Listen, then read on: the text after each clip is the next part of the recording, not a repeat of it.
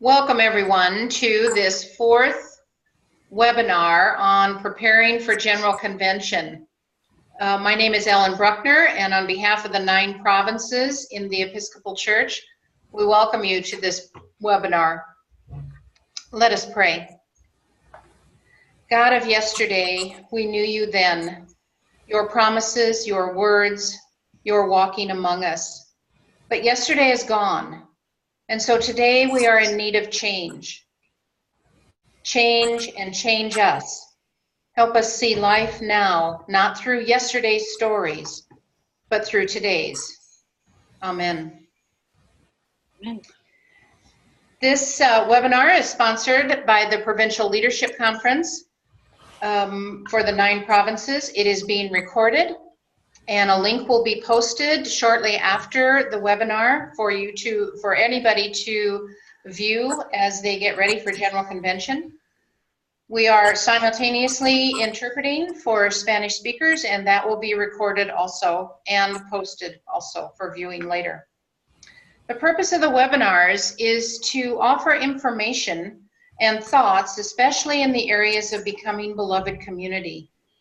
Our audience is mostly deputies, alternates, bishops, as they prepare for General Convention in July.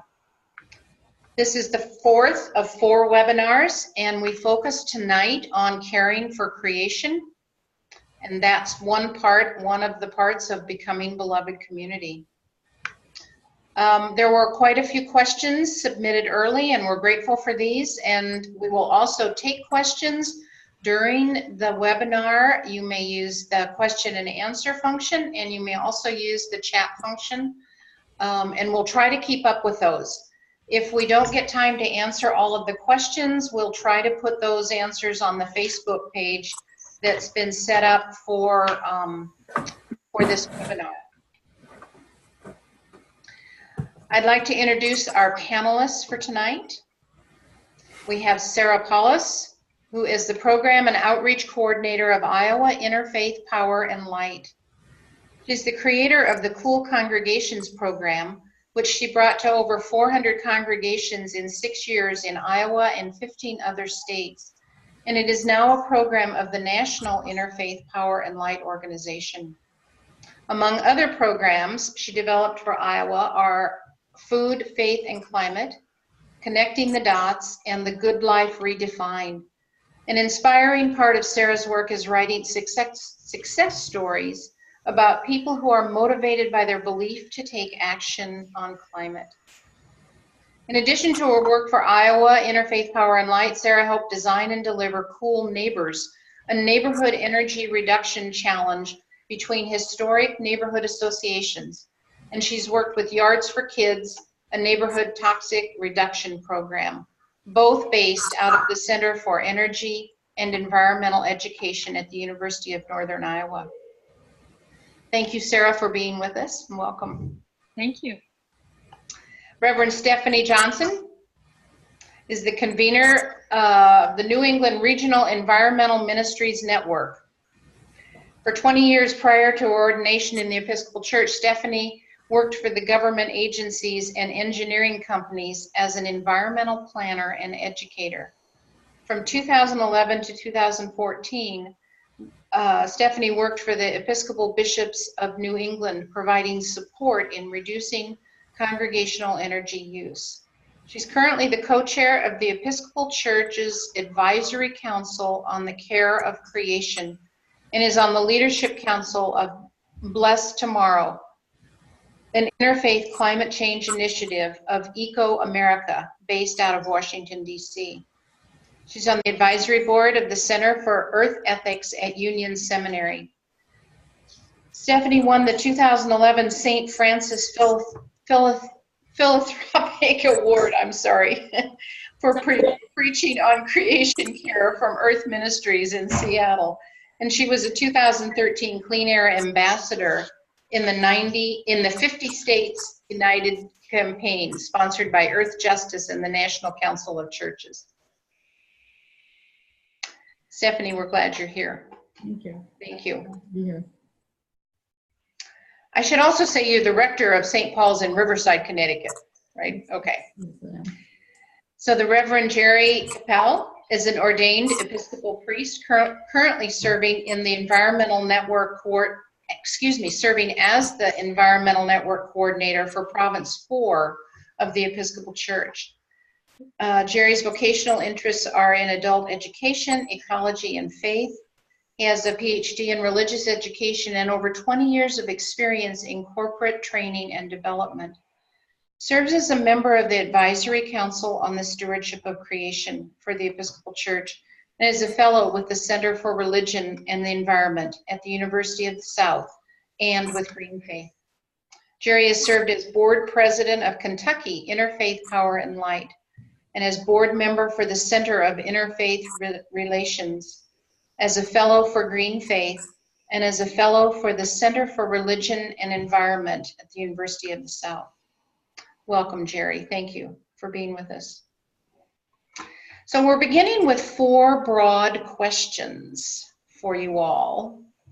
From your experience in this area of environmental stewardship, what church-wide resolutions and responses need to be brought before General Convention? How do the proposed resolutions help shift us toward becoming beloved community? And what topics are especially important for all of our congregations? We've asked panelists to share with us for about 15 minutes around these, and we will begin with Jerry, move to Stephanie, and then to Sarah. So, without further ado, Jerry, it's up to you. All right. Let's see. Let me pick a good screen to share. I think that's it.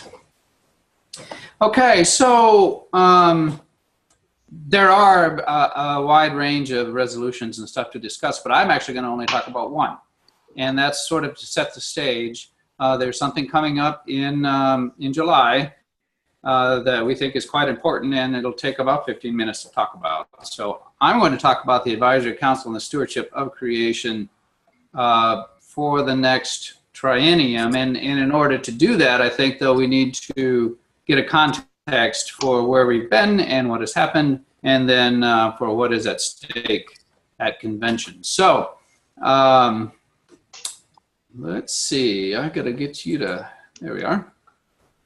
So what happened at last convention was resolution A030, which was called to support ecologically responsible stewardship in church properties. And that is what formed the Advisory Council for the Stewardship of Creation. And that was a program, and you can see the bits and pieces of that resolution on the screen. And it was named as a program to develop parish and diocesan resources designed to support locally ecologically responsible stewardship of church-related properties and buildings, which was a lot narrower of a definition than what we have ended up doing. But it did call for the creation of what's called regional consultative groups, RCGs, on the stewardship of creation. So that became a key part of what we were doing, and also to serve as a granting body. So that is what launched this for this past triennium, and we need to talk about that, because the original conception was close but not quite what turned out to be the case of what we have discovered needed to be done. So the work of the council to date. The blue book for this convention, written by the council, is really quite detailed. It was written actually by all of us online. We were pretty extensive in it, and you can read it at this link here if you are interested, and it would really tell you what has happened.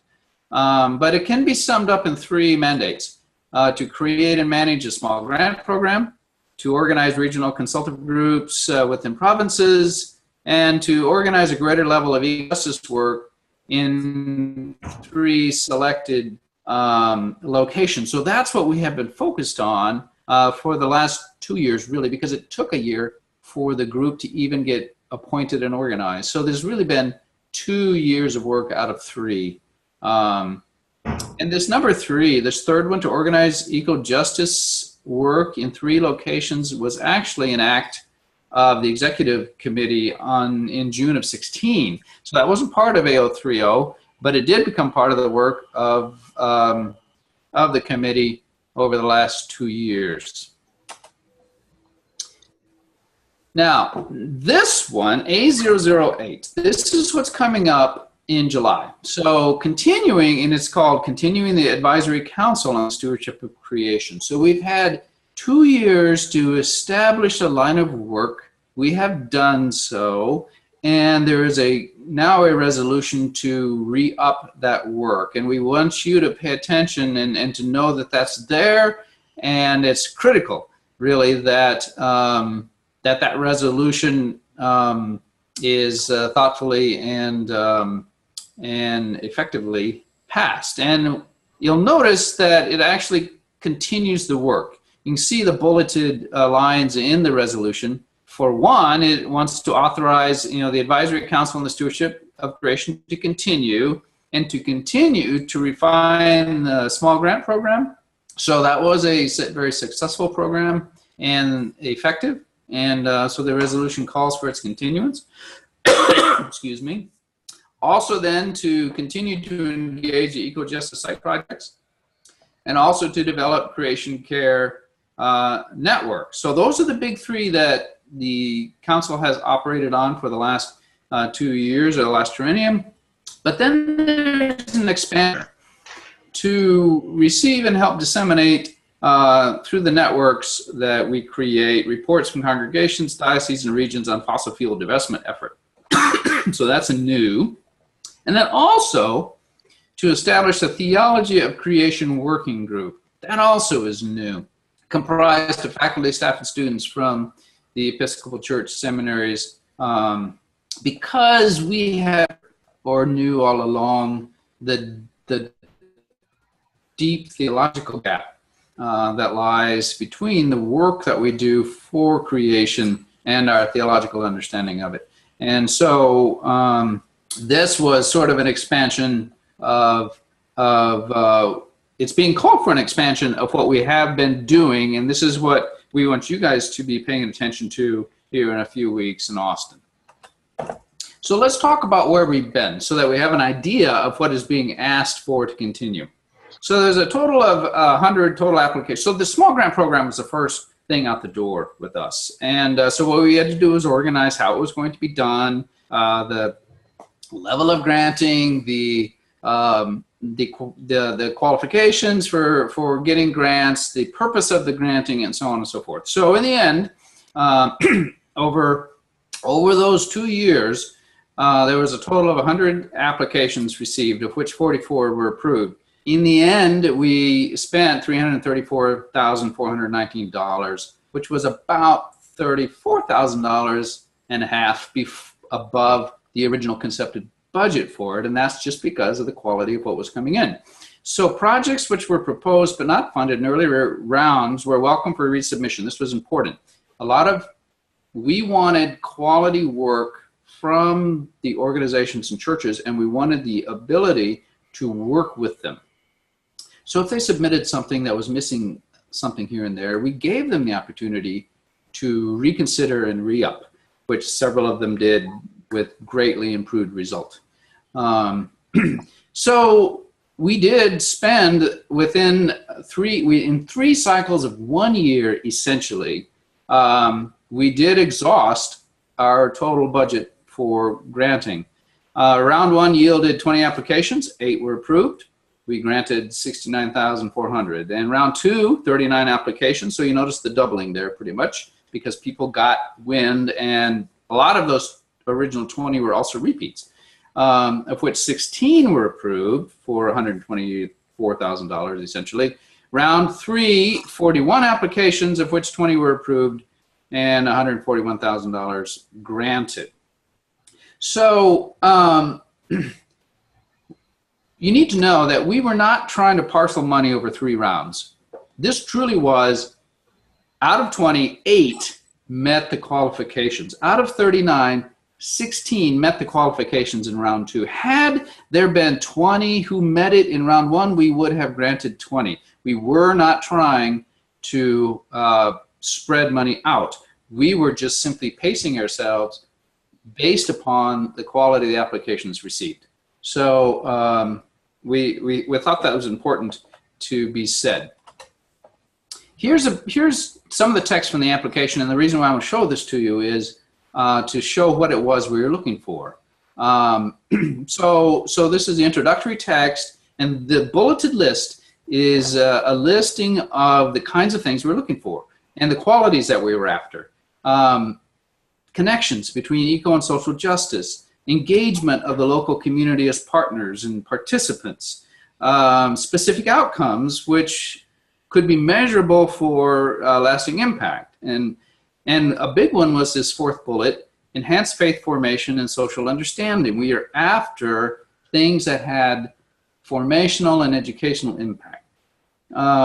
Serving underrepresented and vulnerable groups, encouraging intergenerational engagement, demonstration of innovation and creativity, and promoting, and this is also an important one, church-wide learning, understanding, and practical application, and doing things that are useful and replicable among other churches and religious institutions. Those were the things we were after. Here's the second part of that. Number one, they were limited to Episcopal institutions only. That means the sponsoring organization had to be an Episcopal institution, churches and monastic communities and so on.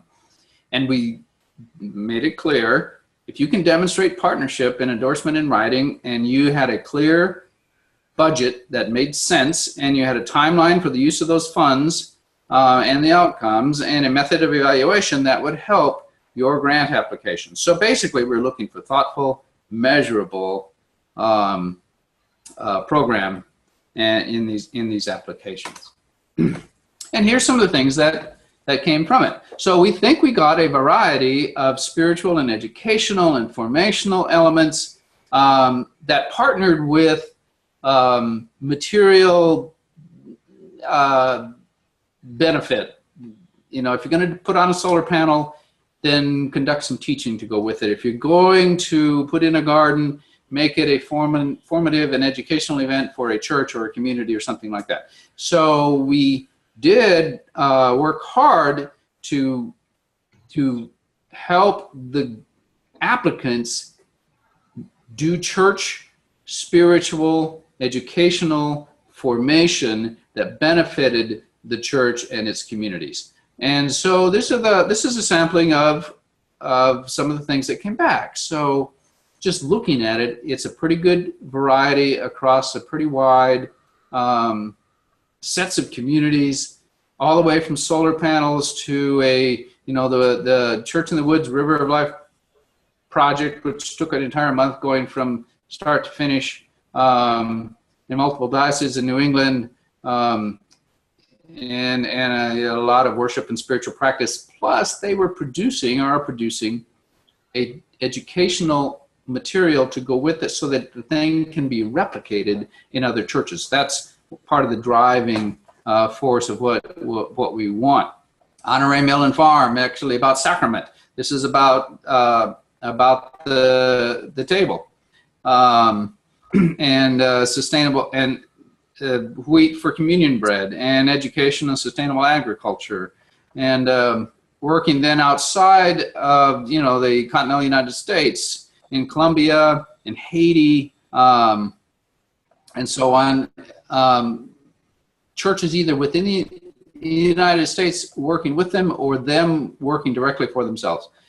We were very keen to get granting money out there, and so on. A solar installation project, good, but it needed to have faith formation, parish celebration, youth training, which they did, and so on. So this is just a sampling of what came from those grants, and we think the energy around that was high and would be high again. In fact, we think it would be higher in the next triennium because now people understand, and we would think that it would go even better than it did the first time.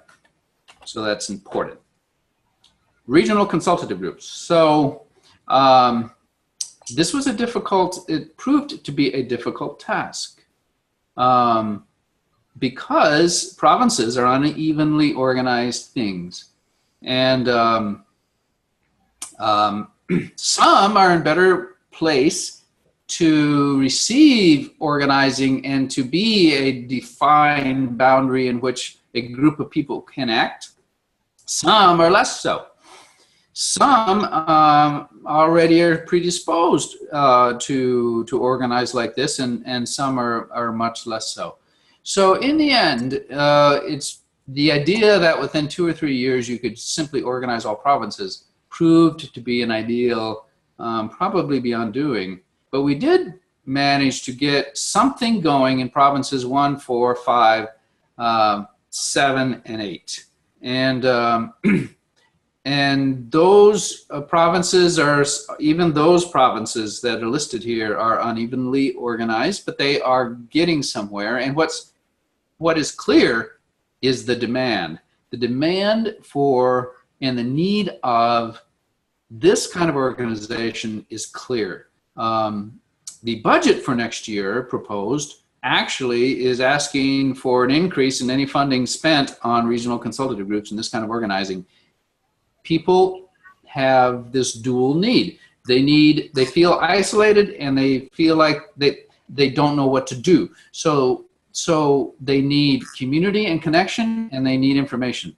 And that's what there's just a widespread demand for expertise and connection, not just within provinces, actually across them. So what needs to happen in the next triennium is not just provincial organizing, but inter-provincial organizing or other forms of organizing, some provinces perhaps, and some not around province, other things. But in the end, a sort of a widespread church-wide organizing network of resources and connectivity. That's the goal. And that is still very much alive, and there's a lot of work that needs to be done, and it's really quite difficult. But it needs to be continued. Okay, I'm going to have to ask you to hurry up, Jerry, here. Yep, this last slide right here. Okay. The timing, eco-justice sites. So eco-justice sites were named by Executive Council, and the 3 focused places: Arctic Village in Alaska, coastal regions of Louisiana, and the Dominican Republic. These were particularly troubled places environmentally, and there were challenges there. And this organizing of eco-justice site has to do with organizing a diocese. So, and just like with the regional consultative groups, 18-month period was not enough time to initiate, develop, and execute a diocesan-wide projects like this. But the work, just like with eco-justice, just like with the groups, needs to be done. So we urge continued commitment to those sites. And expansion, in fact, of that eco-justice work to other areas of need. So that's what's on the table for the continuation of the Advisory Council in July. All right, that's good. Okay, thanks, Jerry. Let me Stephanie, how about you? Back, if I can figure out how to.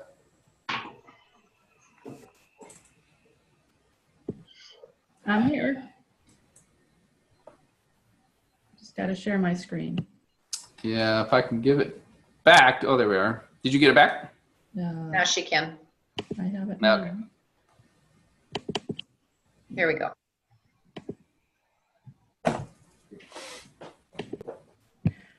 Hi, everybody. Glad you're joined with us, and glad that you have a passion and care and concern for creation.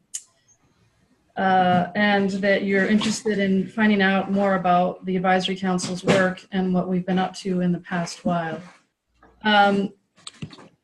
So we were, as Jerry said, we started a year late just because of configurations and various things, and we still managed to pull together 14 resolutions by the deadline. So we were a hard-working group, and we had lots of joy and lots of challenges and lots of amazing conversations because we shared the passion and concern and care and love of creation, and so we got to know each other in ways that were really meaningful and important. So yeah, 14 resolutions is pretty ambitious. We understand that now, but we thought we would try to frame some of the things that we thought maybe the church should consider. And we also recognize that the legislative committee's processes will reimagine and reinterpret what we were hoping in ways that are important for communal discernment and deeper understanding. So in many ways, we start with an offering to the larger church, and with the hope that you all as deputies and legislative committee members dream with us as what the next steps are. So I wanted to, we broke the resolutions up into 4 different areas. One was institutional support, and then we decided to call the next one eco-engagement, formation and liturgical efforts, and finally public witness. So those were the categories that we sort of put the 14 resolutions into. They don't quite always fit, but I just wanted to give you a broad sense of what I'm going to talk about next. So for institutional support, as Jerry said, the continuation of the Advisory Council for the Stewardship of Creation, the enabling legislation that we need to reform the council in the future and to get new appointments. The second resolution, A009, I'm having a problem with my screen and I can't read it. Can anybody see what it is? Creating greening loans. Thank you. So that goes back to the fact that that Jerry pointed out, was that we got 100 applications for small grants, and a lot of them were for folks who really wanted to do meaningful contextual projects, solar panels, geothermal, replace their boilers, all things that are important to God's creation and to the life of the church. But there wasn't funding for those sorts of things. So we're suggesting the church seriously consider a revolving loan program where people can come in, tap in, take out a small low interest loan, do the work in their congregation, and then as they pay it back, it'll build on each other. There was a real need and some amazing projects that couldn't get funded. And so we were trying to respond to that in that way. A013, I'm not going to go in too much, but there's no staff person at the church office who's been dedicated to ministry of the care of creation. We've had terrific support from the folks there. I can't say enough, but there isn't one dedicated person who's working solely on creation care. And the council, being new to each other and new to the church in many ways, really was longing for a dedicated staff support. And so I know it's unusual for a council to put a resolution about a staff person, but we did it anyway. And we're hoping that you all honor that in ways that are important in the ways that the General Convention works and the PD&F process. So we just wanted to throw it out there that it was a real need. And again, so much support from the church office, but a longing for all us volunteers out there, like you all are.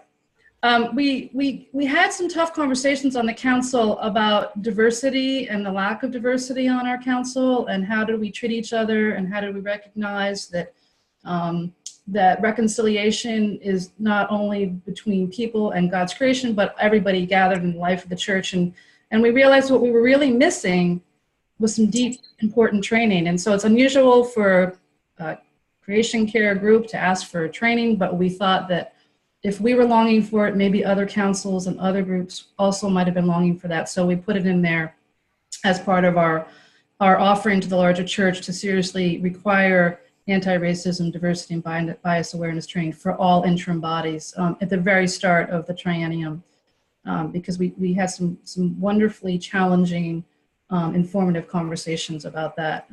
And so we hope that other folks can also learn from that.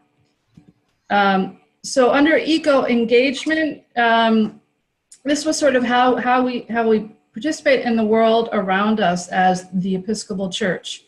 And I'm not going to talk about A010. I'm going to go into A014, which is the use of carbon offsets. As we know, people in the church travel for meetings. We found that these Zoom things are terrific, but the face-to-face, the time after, the coffee, the morning breakfast, the walks around after a meeting, all of those things, the face-to-face meetings that are really essential to being church, being church in the world, and church in the Episcopal Church, requires face-to-face meetings. And so what we're suggesting is that there be a pilot program to do a carbon offset for travel. Our travel is tremendous in the Episcopal Church. And we're asking the church to seriously consider a pilot program to offset the travel impacts. So what would happen is if you travel, group travels, and then you donate funds to a particular organization that offsets it through either planting of trees or supporting wind or solar. So that was important to what we thought the entire church could benefit from. Paris Climate Agreement, as you know, the US government has withdrawn from it, but we believe the church should be a vocal witness to the Paris Climate Agreement and that we should continue our engagement.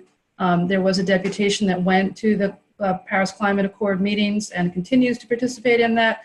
And we felt that as the church, as people of faith, concerned about creation, we really should step up to and step into the international arena around climate, given that we as a country is no longer, and that our voice is really particularly necessary. A020 is fossil fuel divestment. It was voted on at the last convention by a fairly large margin. It urged the divestment from fossil fuel for the Episcopal Church funds and for the Episcopal Church Foundation funds.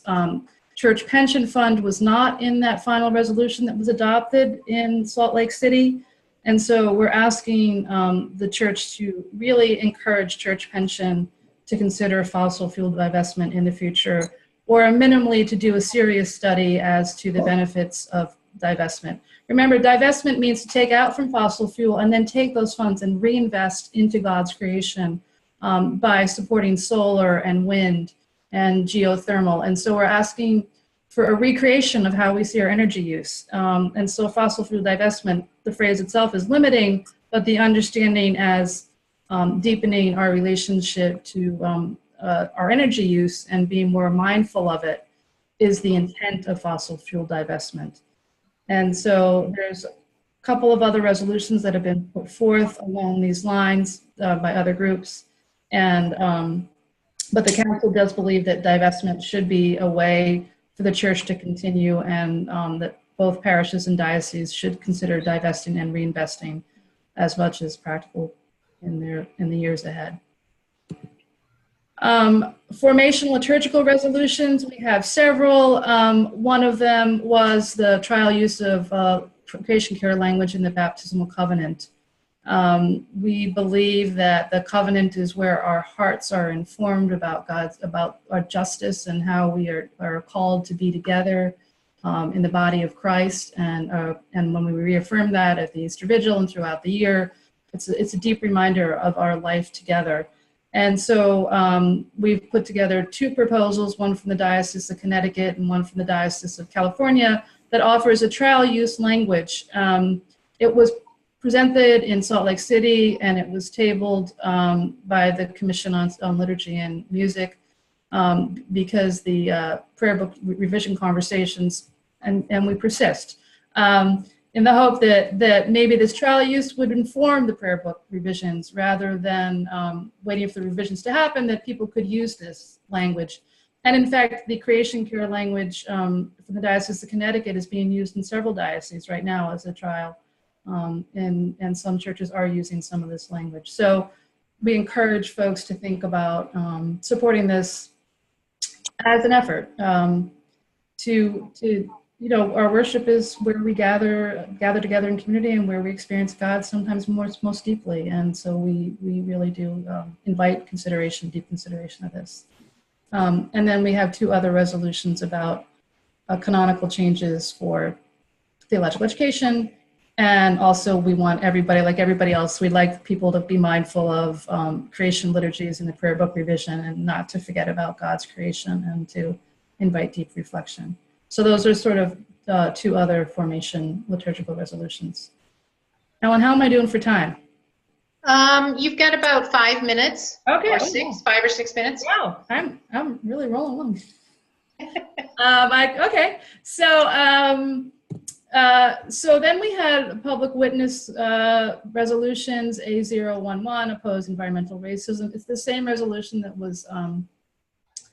was proposed and approved at Salt Lake City. It's so important to be aware of the inequitable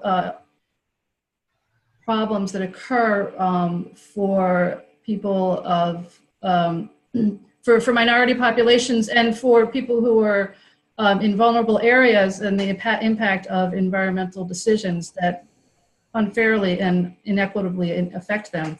And so we wanted to just raise it again as something to be mindful of as a church, that all too often vulnerable communities are taken advantage of by environmental pollution, and that we just need to be really aware of that as a church and stand up against it in any form, locally, regionally, or in state or national venues.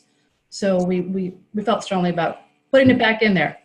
And the other thing we felt strongly about was A012, which was really empowering the Office of Ecumenical Relations to make creation care a priority for them in the future when they're going out to talk about any sort of ecumenical relationships, and strengthening our bonds between any faith communities and any other denominations or interfaith groups on creation should be centered. It should be central to our conversations with all groups, and so and central to our life in God's love.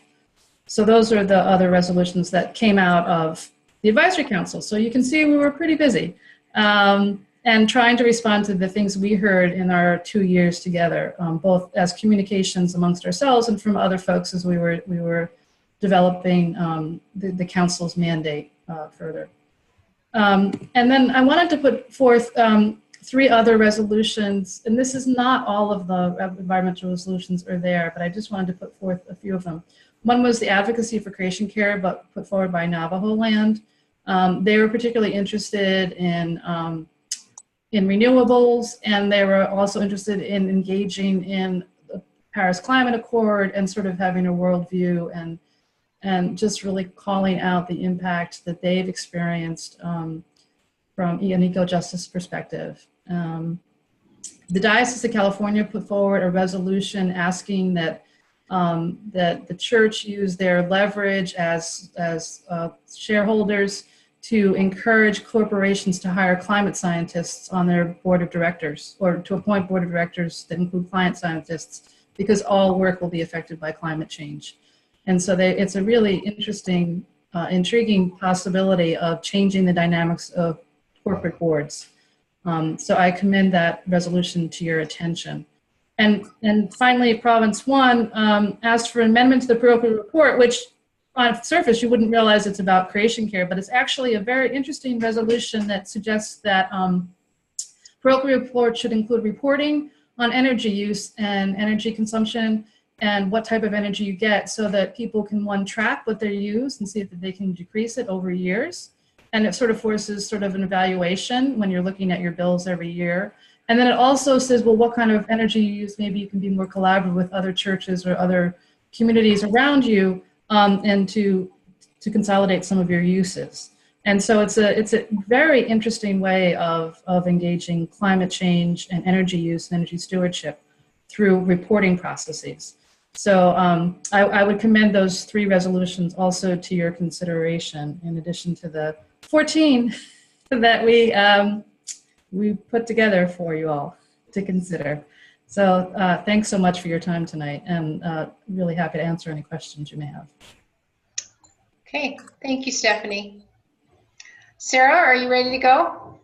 Sure. As soon as I can share my screen. Yeah, Stephanie, you have to yeah, there you go. Great. And I wasn't going to push the share screen right away. I just had a few remarks Okay. before I start showing pictures. Okay. I just think those resolutions are amazing and comprehensive and really, really important, and I hope they all pass. And I just want to thank everybody on this call for all the good work that you're already doing to care for our common home. We need to hold each other up along the way. It's a long haul. So, so thank you. Thank you, everybody. And hang in there. I understand your presiding bishop has issued a statement on the 3 priorities for your denomination of evangelism, racial reconciliation, and the environment. And I just wanted to say that those 3 things are really deeply interconnected. Evangelism is sharing good news. If we're not walking the talk, responding thoughtfully to God's call to care for creation and each other, then we don't have good news to share. So we need to reconcile our relationships with one another and the earth in order to have good news to share. So if they try to push your environmental resolutions to the side, you must say to them, no, these are vital to our life as people of faith going forward. This is the only way we're going to go forward, is if we include everyone and we care for our common home. Without that, we have nothing. So, you know, the poor and vulnerable of our society are harmed first and worst by climate change, and most often these are communities of color.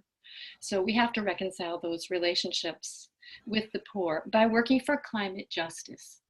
And we do this by helping the poor survive the effects of climate change, think Hurricane Harvey in Houston, and also by caring for the natural environment that sustains us all by reducing the emissions that cause climate change in the first place. Think about 100% renewable energy as soon as possible.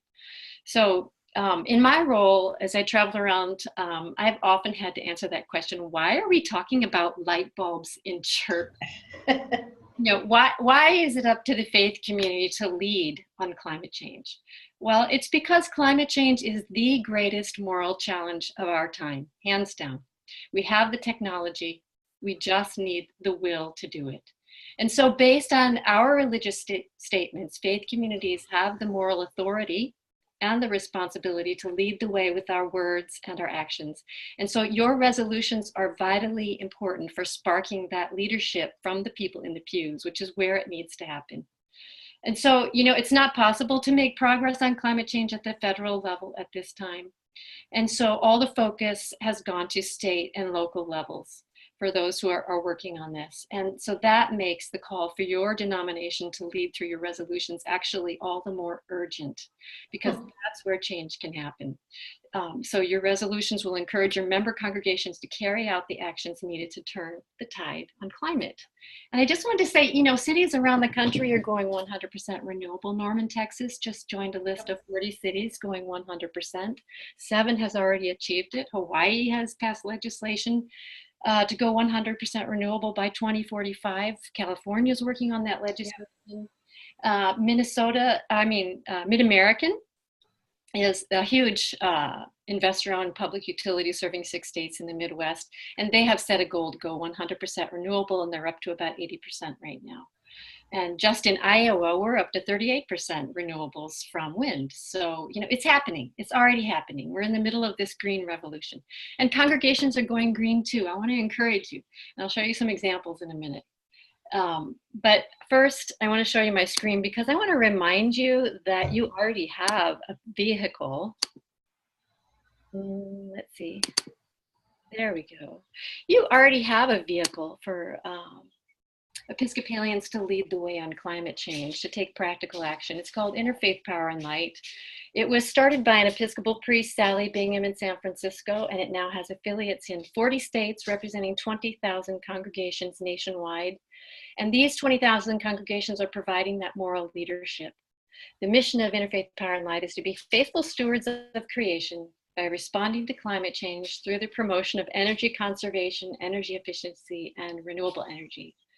And the campaign intends to protect the Earth's ecosystem, safeguard the health of all creation, and ensure sufficient sustainable energy for all. Now, Iowa Interfaith Power and Light, we're one of the 40 affiliates. They hired me to run a program that I created about 10 years ago for use in my own home congregation. It's called Cool Congregations, and I started it to help the members of my congregation to reduce their carbon emissions by 10% as an act of faith, kind of like making a tithe to the earth. And the first year we had 28 families take part. It was about a third of our congregation, and they saved an average of $200 on their energy bills, and they reduced their carbon emissions on average 9%. So together, these families prevented 67 tons of carbon dioxide from entering the atmosphere that year. And then after that initial success, Iowa IPL asked me to create a training program for green teams to help the members of their congregations to reduce their energy use through the Cool Congregations program. And yes, I've taken that program all over Iowa and to other states. It's more like 500 by now, congregations that have attended these training workshops. And Cool Congregations was also picked up by the National Interfaith Power and Light, and it's used nationwide. And they have a contest with prizes and of $1,000 and a certification process for congregational facilities going green. I'll share their link at the end of the presentation. So I just wanted to say that not everybody is so interested in the energy door into the issue of climate change. So I like to offer lots of entry points into the topic of climate change and the religious response to attract as many people as possible. So I've created other educational programs besides school congregations. The one is the Food, Faith, Climate, Connecting the Dots, and the Good Life Redefined. Food, Faith, Climate is the program where we examine how our food practices contribute to climate change and how our faiths call us to take practical steps to be part of the solution. And fortunately, I like to say, the ethical choices are also the pleasurable choices. This is a really popular program, and it allows us to talk about climate change and the religious response and have tasty snacks at the same time. And the Good Life Redefined, this is our newest program where we examine how our cultural obsession with stuff, our consumer goods, is driving climate change, and how our faiths call us to reconnect with what is meaningful in order to live in harmony with each other and the planet. So, all of our programs start with education about climate change and the religious response to make sure we know why we are doing this work, including the examination of each participant's denominational social statement or resolution on climate change. And most often, this is the first time participants have ever seen these. So I use your resolutions in all of my workshops, actually. So thank you. Then, inspired by our faith, after we examine those things, we address how we can each make a difference in our homes, our congregations, and our wider communities.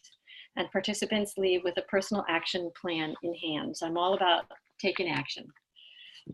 So what we're trying to do at IPL is build a movement for climate justice, one person, one family, one congregation at a time. And so we develop leaders first by encouraging hands-on action to understand the efficacy of these actions, see how much they've reduced their energy use and reduced their carbon emissions.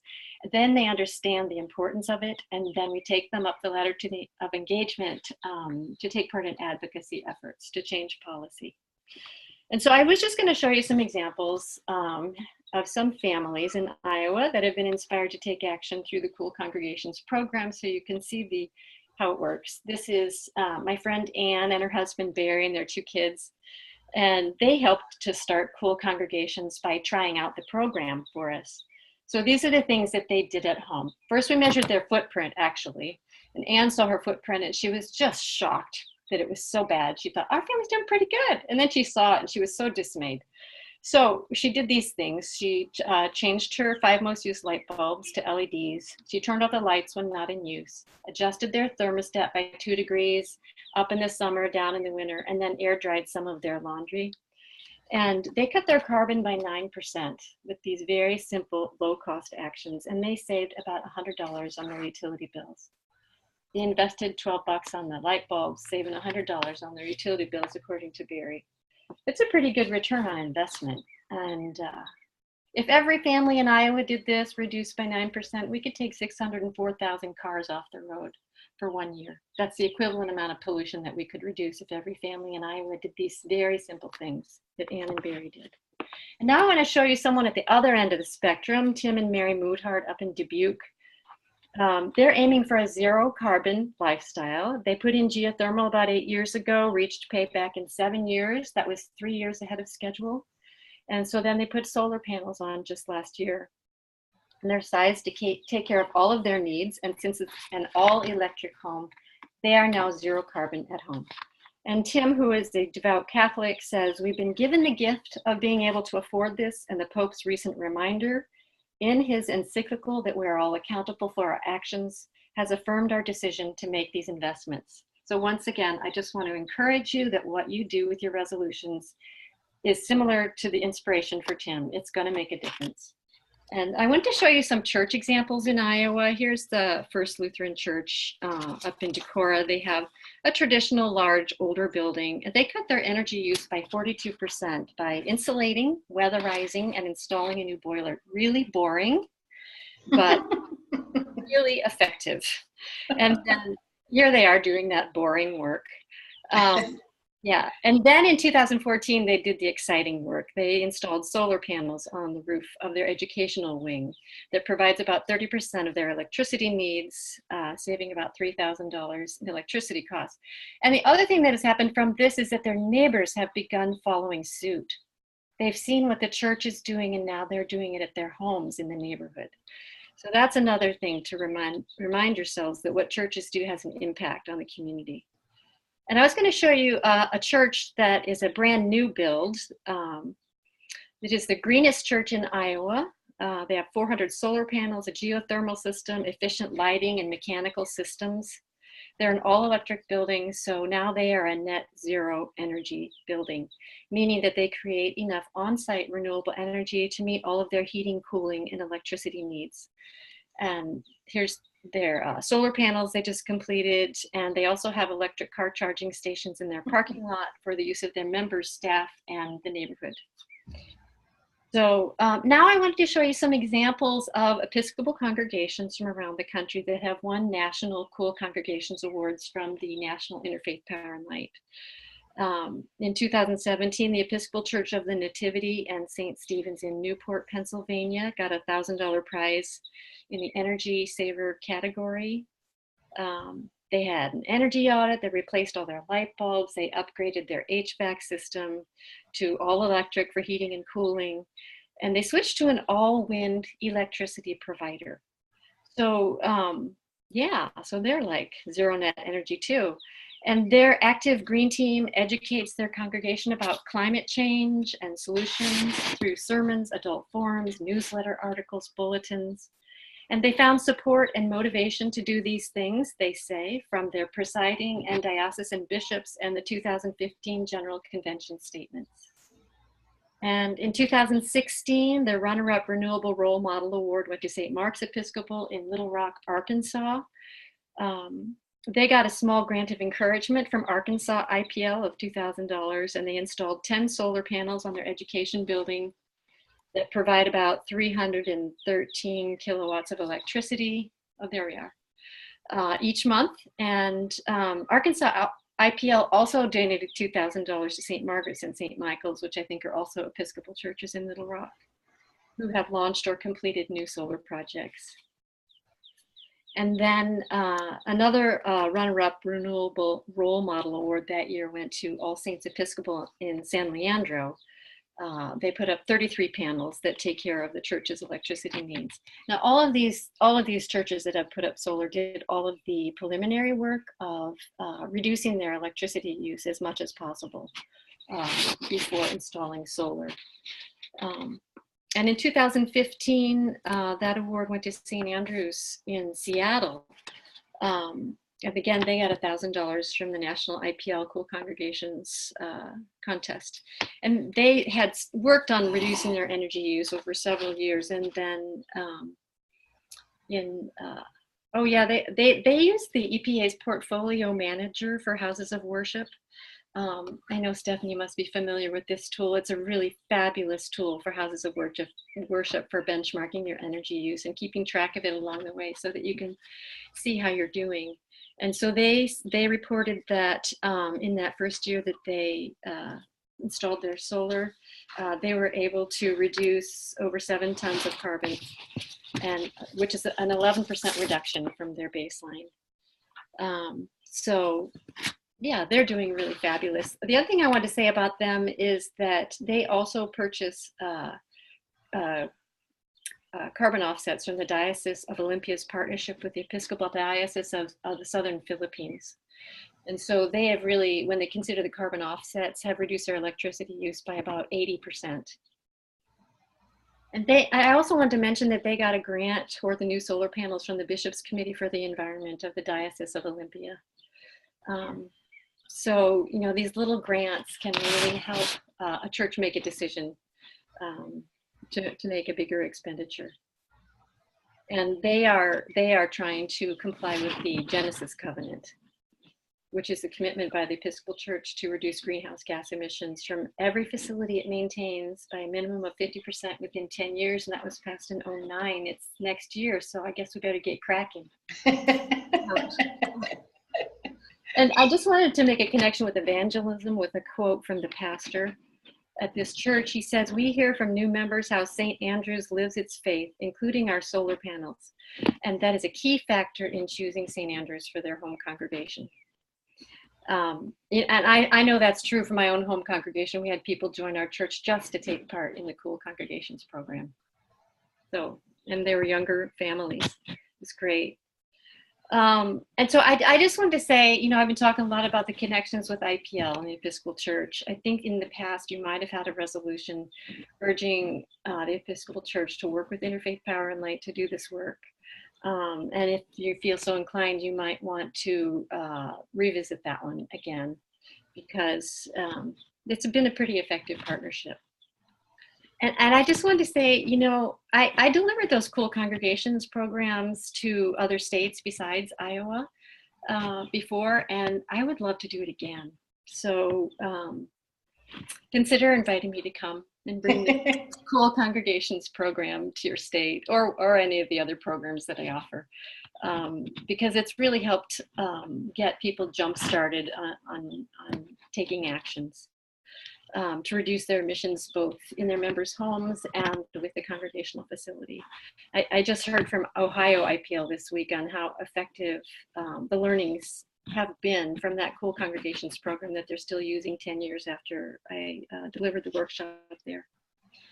So anyway, one idea would be to apply for one of those grants from the advisory council. Right. Once you get the resolution, I would love to come. I don't have to go by. So this is the slide of the links I was going to show you. The first one is my email. The second one, if you want to learn more about the Cool Congregations program as it is played out in Iowa, that's at the iowaipl.org. And then the link for the National Cool Congregations contest is the last one there. And they are always looking for more congregations that would like to take part in the contest and also the certification program. So okay. Thank you. Thank you. Thanks. Thank you, Sarah, very much.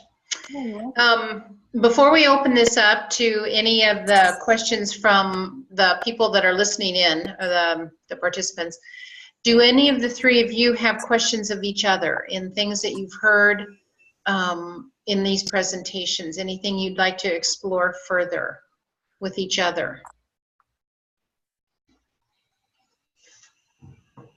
Okay.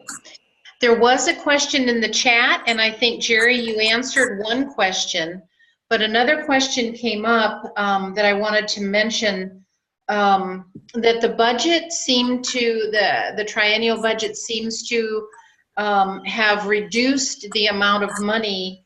Was it for the environment? I'm not real familiar with the budget, but when we're asking for a lot more to be spent in this area, how do we, what's your comment on that? What do we do with this budget?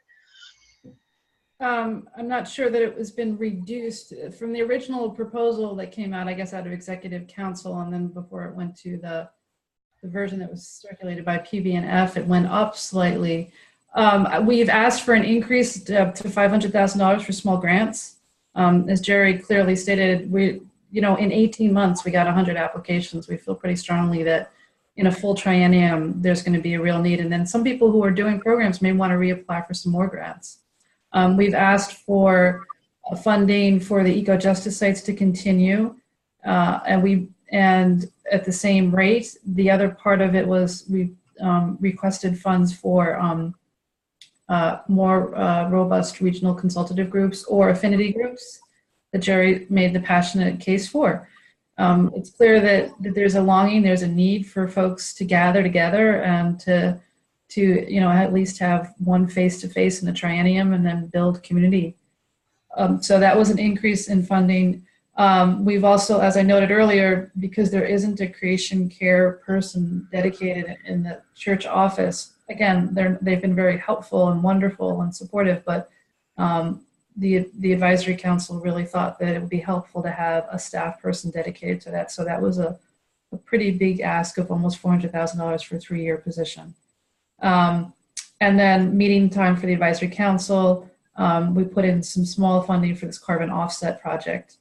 And then we were suggesting there be some seed funding for the revolving loan fund. So, so the budget comparatively to other areas of ministry is very, very small.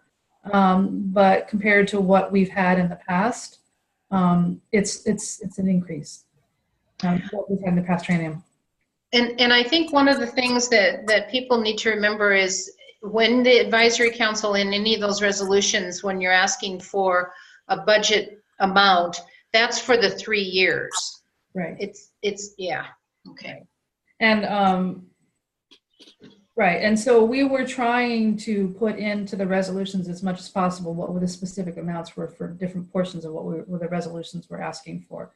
I'm not sure that we did that for the grants specifically, but the PB&F budget line does show $500,000 for grants. And honestly, I think that that's a drop in the bucket given what we've seen and the excitement. And I think after convention this year, with the whole day dedicated to creation care, my sense is people are really going to be excited about what the possibilities are.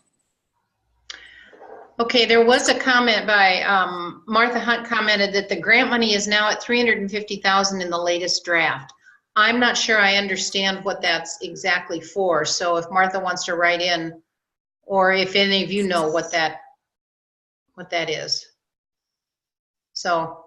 I think that's, I mean, we spent 330 this last time, so on small grants. So I'm assuming that's essentially saying we will do a similar thing in the next triennium. Okay. The reduction I understood in the Q&A was about eco-justice sites. Okay. So the overall budget is moderately, slightly higher, but the eco-justice site dollar went down. And I think that was because of the realization of how the pace at which you can develop that kind of eco-justice site work. It was probably optimistic in the front end to think that we would be able to effectively spend, I guess, $45,000 in each of those sites in a single 2-year stretch, organizing essentially from the ground up. And so that we actually didn't spend it because it takes longer to organize than we thought. And so I think that's what's being reflected. So it's not I don't think it's any kind of discouragement or any kind of turning away. It's a more realistic read on what it takes to do that kind of work, and so on. So, I just want to repeat what Stephanie said about the budget. We are heartened by the fact that there is an increase when actually many of the other budget lines and other ministries is going down, that ours is still being increased. We think is a vote of confidence. The other side of that coin is for the third branch or leg or third pillar of ministry, it is a fraction of the other two, a minute fraction. And so that's sort of a blessing and, cup half full, cup half empty. That's what that is. Okay. Warren had written a note about having to do with climate change in refugee communities and the effect on refugees in their communities, which I think was mentioned in the presentations here about the eco-justice and the communities that are affected greatly by climate change and by some of our stewardship of creation work. So in the questions that came in prior to this too, there were several about the politicalness or how political does the church need to get in making these changes or advocating for changes that deal with a more just relationship, I don't know, in all of our communities. I don't know if that made sense to you, but it seems to be that there's a whole line of how political do we get? How much do we advocate? How much do we push to make political changes in our communities, as well as people reducing their own carbon use and that kind of thing? Does that make any sense to you? Yeah, I think that justice is justice and it's not political. I mean, the gospel of Jesus Christ calls us to see all people as beloved, and all creation equally beloved. And so any injustice against humanity or injustice against the created order, be it water, sky, land, is a violation of God's creation. And so to stand up and advocate at any level to protect the created order seems to me not a political issue at all. That seems to be gospel truth. So I always resist the concept that creation care is a political issue, and instead suggest that it's a matter of the heart and a matter of love and love of God and love of creation. And we're good at responding to not good, but we respond to poverty with food pantries and homeless shelters. We respond to things like that, and because we've heard Jesus speak about it very directly, to deal with people who are hungry and deal with people who are on the fringes. Jesus didn't need to talk about creation because they lived in the midst of it in ways that we don't always. It was understood. So I think that sometimes we lose track of the simple, basic theology that the love of creation is essential to the gospel message and not a political message. Yeah, key on that, Steph. And Stephanie and I talk about this all the time, and the committee struggles with this all the time. Our challenge with politics and the IPL, Sarah, this is a conversation that the church needs to have with you and you with us. We push a lot, or are pushed a lot, to political action without the spiritual resources to keep our hearts intact, and or the missional understanding of why this is deeply Christian. And so we do struggle, like with the grants, we struggle with groups to say, where's your voice for the faith, not just your voice for the environment? Where's your voice for the faith? This is the church. And so that's just some of the work that has to be done to help people understand that actually this isn't politics.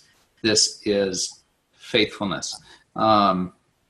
And helping people understand that is a deep work that needs to be done quite extensively, because it's not being done. I just wanted to add that when we lead with our faith foot, when we go out to have these conversations, our words carry far more weight than your average environmentalist, your average politician, because we have that moral authority, and that's what our society is lacking, and that's what we're looking for. And I was just remembering a story. The Nebraska Utility Commission's made a decision on wind because of those church people that showed up. So it's like it's true. People will listen if you lead with your faith foot. I did some lobbying on Capitol Hill a couple of years back, and the representatives that I met with, and they were so grateful for the faith voice because they don't always hear it, and they were like, "Can you show up again? We want to hear from you. We want to know that people of faith are willing to, step into a congressional person's office and have a conversation, not because it's political, but because we believe that God's in the midst of it all." And I think we were pretty clear about that. And there was appreciation actually from the elected representatives. Okay. So a question that came in earlier was how much involvement are we asking of indigenous communities? How much are the indigenous communities involved in this work in climate change or care of creation? And if you look at that from the advisory council, does that play into it at all? Does the work in indigenous communities, and even then Interfaith Power and Light, anything to do specifically with the indigenous? We were intentional when we received grant applications from indigenous communities to try to be responsive to those requests. And I think we were also mindful that the council did not represent indigenous communities in the way it could. And That's not pointing faults at anyone. I think it was just the process of the application. I'm not sure how it worked out, but I think that's why we had some tough conversations and challenging conversations about diversity on our own council. Right, right. Because we recognized who we are and how we would have loved to have seen different voices and how we were longing for that. And again, this is a conversation that I don't want to be critical of anybody who did the appointments. I just want to say that I think everybody was aware of that. And I think in this next go-round, this next triennium, our hope and prayer is that and we wrote it very, very strongly in our report, that Indigenous voices need to be heard and lifted up. Okay. Can I just add a little bit to that? Iowa IPL is part of a regional Midwest network called REAMP that came to the same realization that we are not living up to that call to make sure that the people most affected by climate change, the frontline communities, are actually leading the charge on climate solutions. And so we adopted the HEMES principles, both as a regional network and each individual organization is adopting the HEMES principles. I don't know if you're familiar with those, but they're really good guidelines for how to work more effectively with frontline communities and to change the way we work at Root. Like you were saying, the members of our advisory council need to be more reflective of what's going on too. So anyway, I would just encourage people to look into the HEMES principles. Would you spell that, please? Yeah, JEMEZ. Okay, thank you. Okay. Okay, I need to go back to our, one of the, I guess Martha responded, and it says that the line item, I'm back to the grant money, and it's for other grants. So I think we need to look that up probably. Yeah, I can do that while we're here, because I have looked at that. I'm assuming that the other grants is what we have been calling the small grants. But I've seen that thing recently too, so let me revisit. I make sure that what we're thinking is exactly right. So I will go. Okay. Hunt that down a bit. Okay. So one of these other questions that came up while you're doing that, Jerry, how do you deal with the carbon offsets for travel? So what happens is that on a pilot basis, the suggestion is that the church or executive council defines how much they want to offset, and say they're going to offset let's say they're going to offset one interim body's meetings travel, and they identify an organization that does carbon offsets. And so they actually have, you can go to NRDC or some of these national environmental organizations, and you can type in what your impact is. So say you're going to travel 2,000 miles for your meeting and you have 10 members, so it's going to be 20,000 miles. You type in that information, they tell you what you need to offset the impact of your carbon on that travel. And then what you can do is you donate that money to that organization and they plant trees, or they support a solar project or a wind project. And thank you, Sarah, for reminding me that the Diocese of Olympia actually has their own carbon offset program they've been doing with the Philippines, which is just phenomenally extraordinary. And so the idea was just to make us more conscious, and not to just, not only to make us more conscious, but to be giving back to when we were flying and those necessary flights, to be aware that we need to reduce, basically you do something that affects the environment, and then you do something that improves the environment, and that's what the offset concept is. And there's a lot of good organizations out there, but I would look to the Diocese of Olympia and maybe some other dioceses who have done this for guidance. I just wanted to say that National IPL also has a carbon offset program that you can buy. You can choose from about 4 different programs. So there's lots of options out there, and I think it makes a statement that we're conscious of our impact in all of our decisions. Just like we wouldn't, we're going paperless for General Convention. That seems natural to folks this round, right? That wasn't natural last convention. This convention is going to be natural. And carbon offset should be a natural part of our cost of doing business in the world. Okay. Okay. Another question that came earlier was, are there any suggestions, or how do we work best? How do we best work with the various environmental groups? So as the advisory council looked at giving the grants or the regional groups or whatever, are there ways that the advisory council helps those regional groups work with other environmental groups in the communities or in the area? I think of, what is it, Greenpeace? Some of those other environmental agencies that I don't even know if indeed we are starting to work with some of these other agencies, if that's being done.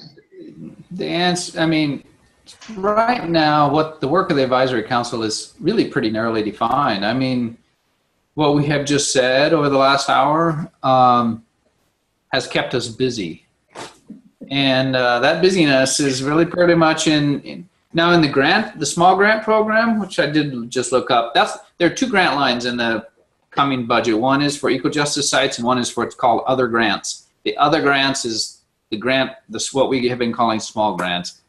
Several of those small grants did go to partnerships with groups like GreenFaith and IPL. That's not us doing it, though. That's just us running a granting program that's letting the church do it. So it doesn't fall within our scope to say we, the advisory council, are going to go out there and partner with. There's just not enough bodies and time to incorporate that, I guess, into an agenda so far. So it's really a fairly short list right now that the advisory council is doing. And we could double and triple and quadruple and multiply by 100 such a list. And that would be one of them. How does the church actually get involved in partnering, maybe at an official level rather than just by happenstance at the congregational level? Would be a great question. It's not a question we're presently asking. Yeah. And I think there's, doing this New England Regional Environmental Group that I did for years, it was always astonishing to me that people would be in the same town doing similar work, but just in different denominations, and they didn't realize that they could be collaborating in so many meaningful ways. And so I think that the regional groups, or these sort of, however we're going to envision them in the future, the opportunity for those building of relationships can really foster a bigger body of Christ, right? Foster this expansive understanding of what it means to be church and to look outward and to support each other, because you're not always going to be able to, navigate relationships with an Episcopal Church if you don't have another one that's 50 miles away. But the Lutheran Church on the corner may be doing the same exact thing. And we don't always know about it. And so that, to me, is where all of the good stuff can really happen. It strikes me too, as you mentioned about the regional groups, and you did speak a little bit about it in the presentation. Do you have a picture of how those regional groups can, the different ways that they can be set up and used? Do they all have to look alike? Do they have to use provincial boundaries? What are the I don't want to. You're asking a question that we have been pondering in shock almost. The original conception was, yes, they should all look alike, and yes, they should be by regional boundaries. And the learning is, that's not going to work. And so what mix of things will going forward? And we think that there are some provinces that actually would function pretty well. Province 4 and 5 seem to have shown up pretty strongly and may continue as a provincial organization, but there's some others that's just not a meaningful way to organize. And so the question then is, what do you do it then by watershed? Do you do it by interest group? What are the other boundary drawing ways to get a group of people to have an identity to where around they can coordinate and organize with each other? And then the other part of that answer is, I think whatever that answer is, it has to sum up to a unified whole. There's no reason, if you're needing to speak with an engineer or a theologian or a liturgist and you are in California, it wouldn't be a helpful conversation to talk to somebody in Atlanta. There's just no, the idea that you could only go to your own province is very limited as a meaning, as a useful. If you need consulting, you could pull from any place. If you need ideas, if you need help, you can pull from any place. And so organizing by locality is one thing. Turning around and making it then not local at the same time is also something that both need to happen. Would you consider those networks then? Yeah, I think it's pretty much what they are, is networks. Right. That is the essential nature of them. Right. Networks of people and resources is really what they are. And could you see the networks containing these other organizations as well as just Episcopal? Yeah. Yeah, then you get into, if IPL's organizing other organizations too, we all don't need to reinvent a wheel. Right. But I do think the more one-stop shoppy we can make something, the more useful it is. So there's this tension there as well, right? How do you not invent what's been invented and yet still be kind of a clearinghouse? And yeah, I think we haven't got that far in all of these things. That's the work of the next triennium. Okay.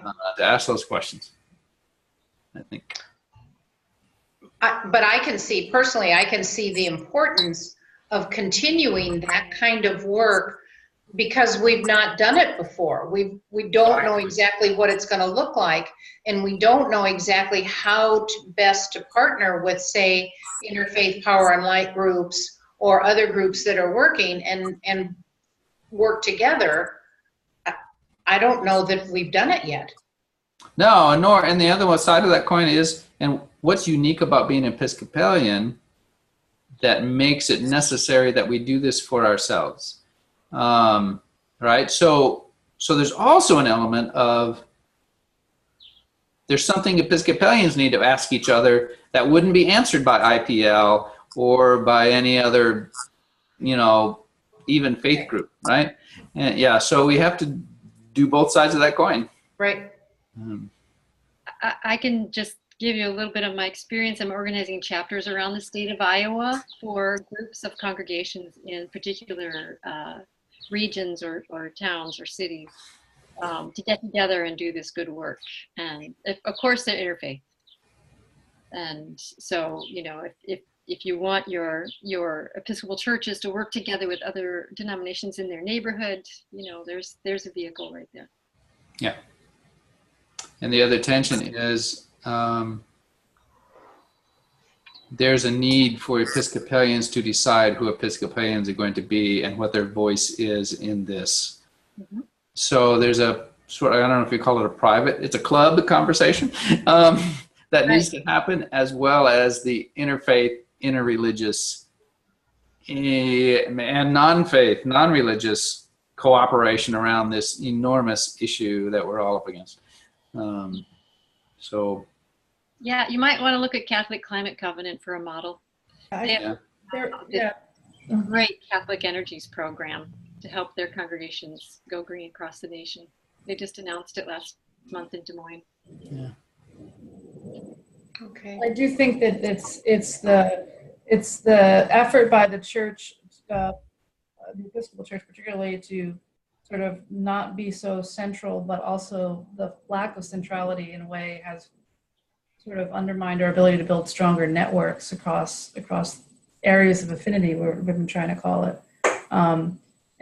So there's not the structures in place, even no longer sort of an existing website or Facebook page. There's all different diffuse websites that deal with different parts of creation care, which is fine, but there's not a unifying way for the church to come together right now at this point to find information. Even, one of the things we've been mulling over, we have all of these wonderful grant reports, and we have some liturgical resources that were developed and some ideas that would be piloted in other places. And we need help to share that information so people don't go out there and say, oh, I'm going to do this new idea. And it's not new because somebody else did it a year ago in a different context, but it could be so applicable.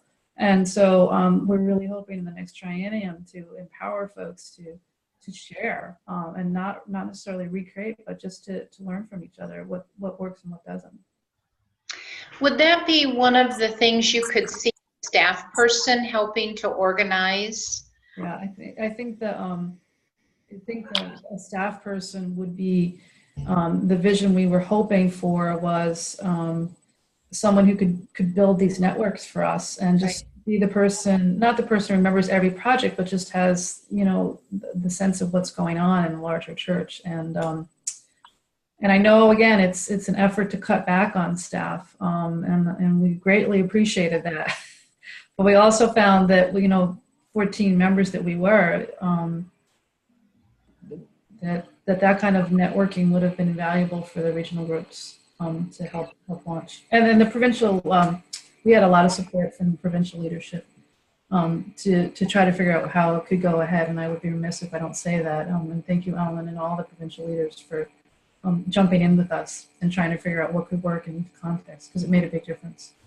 Yeah, they did. And the trouble is, what we need as far as knowing each other and finding each other is called data.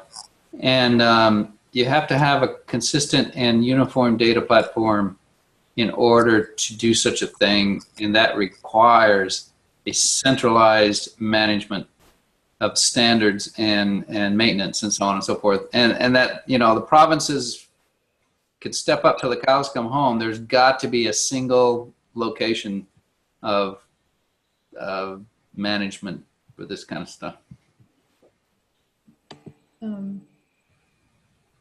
all righty. There was a question about C020. Oh, okay. And I can't say that I'm familiar with that. That was the provincial or diocesan resolution. Is that person still on? Let's see. I don't have the legislative book up on my website, on my page. I don't know what it is either. Is that the one from this year that's put forth from this year? Yeah. CO39. So there's an early one. Then I'm curious about the CO20. What are your thoughts on resolution C020, C020? Is that? Oh, okay. It's not one of ours. So somebody would have to tell us.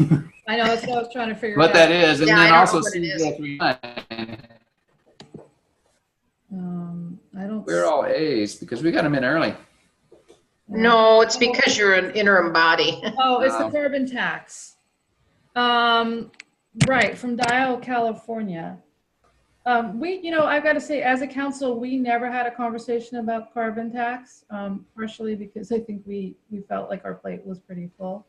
And I believe it's an effort to request the office of,